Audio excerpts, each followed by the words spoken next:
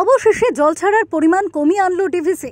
বিগত কয়েক দিনের একটানা বৃষ্টিতে জলমগ্ন পশ্চিমবঙ্গের বিভিন্ন জেলার বিভিন্ন অংশ, তারই মধ্যে বেশ কয়েকটি জেলা বন্যার জলে বেশ খানিকটা ডুবেই ছিল।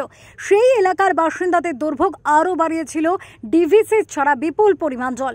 বিশেষত পূর্ব মেদিনীপুরের পরিস্থিতি অত্যন্ত বিপদসংকুল হয়ে পড়ে। বানভাসী মানুষ খাদ্য এবং পানীয় জলের জন্য হাহাকার শুরু করে।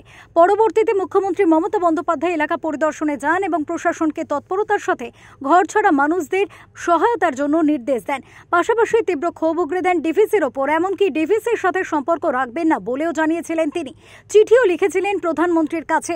এরপরেই দেখা গেল কিছুটা হলেও সংযত মনোভাব দেখালো ডিভিসি কর্তৃপক্ষ।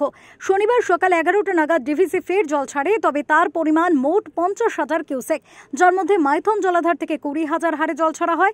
অন্যদিকে পাঞ্চেত জলাধার থেকে 30,000 কিউসেক জল ছাড়া হয়।